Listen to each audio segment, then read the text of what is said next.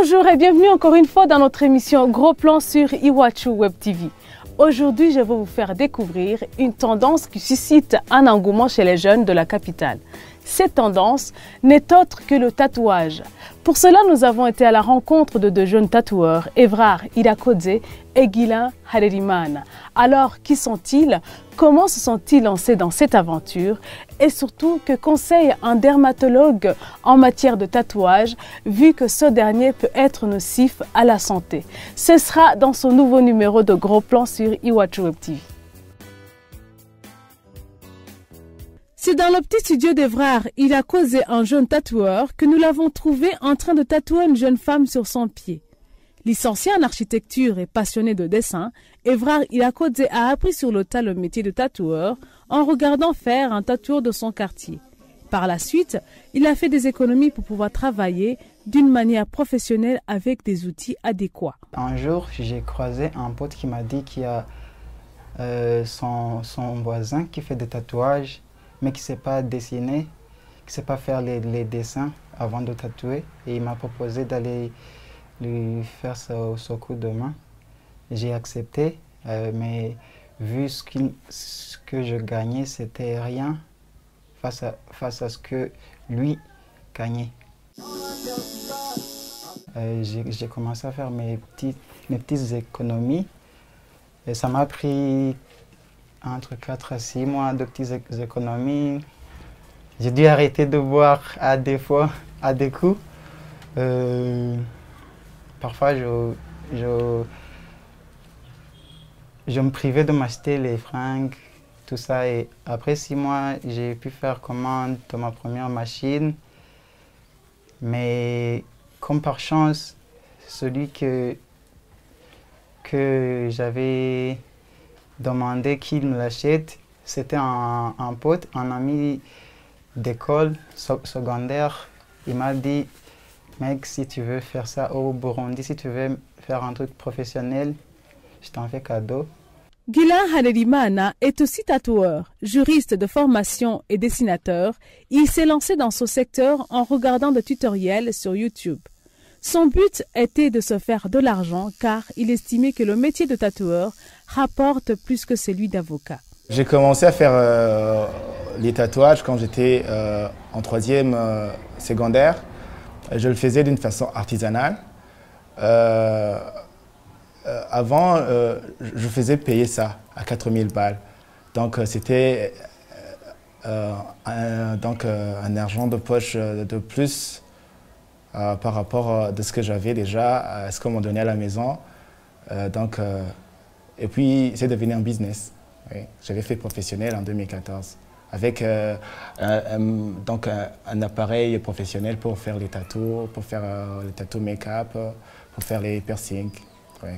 Nous avons pu voir Guilain et Evrard à l'œuvre chez eux où ils allaient tatouer. Tous les deux préparent d'abord leur matériel, de l'encre aux aiguilles de différentes tailles, en passant par le démographe qui est une machine pour faire des tatouages. Une fois les outils prêts, ils commencent par nettoyer la surface à tatouer, puis dessinent le contour du tatouage. Et après avoir fini de tatouer, Guilain pratique un petit rituel avec ses clients. Pour Evrard et Guilain, se faire tatouer est une manière de s'exprimer. Les clients qu'ils reçoivent se font tatouer pour plusieurs raisons. Certains regrettent parfois leur tatouage. Il y en a qui le font pour le faire juste pour imiter. Il y en a d'autres qui le font pour exprimer un truc qu'ils ont en eux. Il y en a qui font des tatouages trop profonds. Ils me disent j'ai perdu un parent, je vais faire un tatouage en hommage de mon papa ou ma maman ou un grand-père, une parenté. Il y en a d'autres qui disent j'ai ma citation préférée, je vais la mettre sur mon corps pour que je la regarde à chaque fois. Pour moi, déjà, ça signifie beaucoup de choses. Il y a des gens qui s'identifient dans leur tatouage. Pour moi, d'abord, un tatouage, je me dis que c'est pour soi, c'est pas pour les autres. Tu mets quelque chose qui est significatif pour toi et qui signifie vraiment quelque chose qui t'est arrivé dans la vie ou bien ce que tu veux exprimer. par exemple, moi, je suis tatoué, mais peu de gens connaissent mes tatouages. Parce que là où je suis tatoué, je peux couvrir ça avec des vêtements. Cette cliente d'Evrard, qui n'a pas voulu s'exprimer devant la caméra, confie que c'est la première fois qu'elle se fait tatouer. Une manière pour elle d'embellir son corps, au même titre que se faire percer les oreilles, par exemple. Simon Abdoulaziz est aussi un client d'Evrard. Ce client ne tarit pas d'éloges quant à la finesse du jeune tatoueur. Pour Simon, en modifiant son corps avec des tatouages, il en fait une œuvre d'art. Simon n'est pas en son premier tatouage. La douleur qu'il ressent est supportable et pour un amoureux des tatouages, cela en vaut la peine, même s'il en regrette un. Tu t'es dit, je vais essayer de me faire tatouer parce que moi je suis un amoureux des tatouages.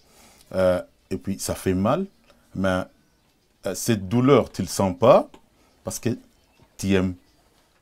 Les tatouages que j'aime le plus, il est là, il est juste là, ça là.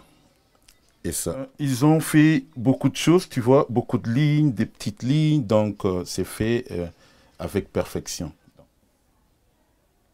Le tatouage que je regrette, je peux montrer même en caméra, il y a un petit prénom ici, c'est Van, donc c'était ma petite amie, et puis on n'est plus ensemble, donc je regrette fort, mais je vais effacer ça.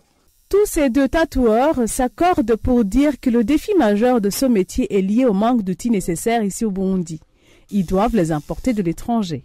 Mais cela ne les empêche pas d'avoir le rêve d'ouvrir un jour des salons de tatouage qui sont dans les normes légales d'hygiène. Mon rêve, c'est d'ouvrir un salon de tatouage professionnel et d'avoir une licence du ministère de la Santé. Parce que déjà, je travaille sur la peau des gens. Il se peut qu'une personne peut avoir des allergies ou bien des infections si ce n'est pas bien nettoyé. Donc, j'aimerais avoir ce salon de tatouage et le faire d'une façon professionnelle, être dans les règles faites. Je mets à côté quelques sous, espérant d'ici peu pouvoir me payer un vrai studio tatouage au centre-ville de la capitale.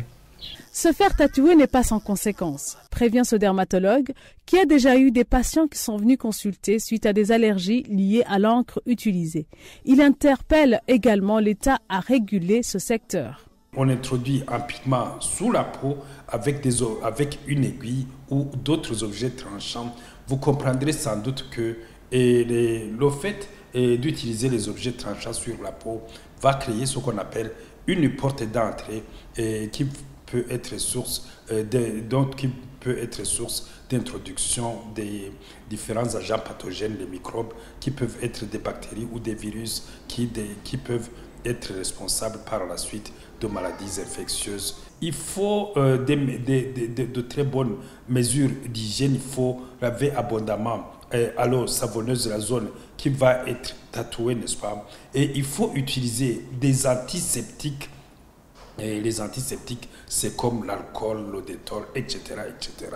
Et il faut utiliser du matériel à usage unique. Et surtout, il faut une bonne technique par un personnel expérimenté ou par des professionnels. Et quand on parle de professionnels, ici, on relève le rôle de l'État qui se doit quand même de réguler certaines choses et la profession, de mettre une réglementation en vigueur, d'en assurer le suivi pour protéger la santé des populations. Toujours selon ce dermatologue, il y a des catégories de personnes qui ne peuvent pas se faire tatouer, notamment les femmes enceintes ou allaitantes. Les hémophiles, c'est une maladie qui entraîne des phénomènes de saignement, donc des hémorragies. Les hémophiles ne sont pas sont exclus de ces pratiques. Il en est de même des gens qui sont porteurs du virus de l'immunodéficience humaine, le VIH, et des virus de l'hépatite C et B. Même si les tatouages ne sont pas ancrés dans la culture burundaise, certains commencent aujourd'hui à l'accepter. Et au Burundi, pour enlever les tatouages, il n'existe qu'une seule technique. Il s'agit de masquer le premier par un autre motif. C'est par ici que prend fin ce numéro de Gros Plan sur Iwachu Web TV qui était consacré au tatouage. Merci de nous avoir suivis et à très bientôt.